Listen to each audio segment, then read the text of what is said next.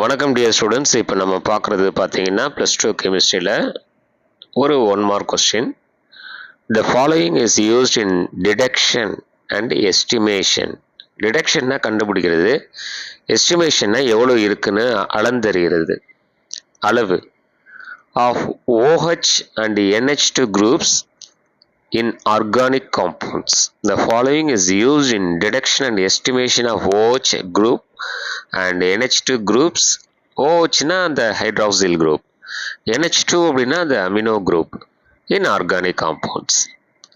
இது ரொம்ப important one. Book interior 1 மார்க்கில் கேட்கலாம். First option acetic acid CH3COOH. இதை எத்தனாயிக் ஆசிட் அப்படின்னு கூட சொல்லலாம். Second option acetyl chloride CH3COCl. சரிங்களா? அதாவது CH3CO வரைக்கும் அசிட்டைல், பக்கத்தில் இருக்கிற Cl வந்து குளோரைடு, அப்போ அதுக்கு பேர் அசிட்டைல் குளோரைடு.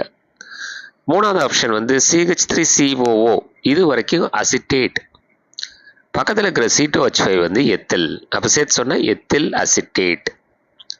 லாஸ்ட் ஆப்ஷன் வந்து ஃபார்மிக் ஆசிட், அதாவது COOH அப்படின்னா கார்பாக்சிலிக் ஆசிட், அதில் ஒரு ஹைட்ரஜன் இருந்ததுன்னா அது ஃபார்மிக் ஆசிட்.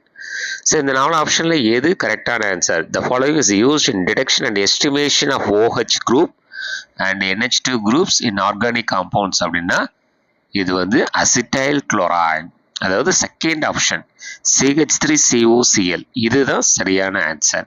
ஓகேங்களா? இதை பார்த்துங்க.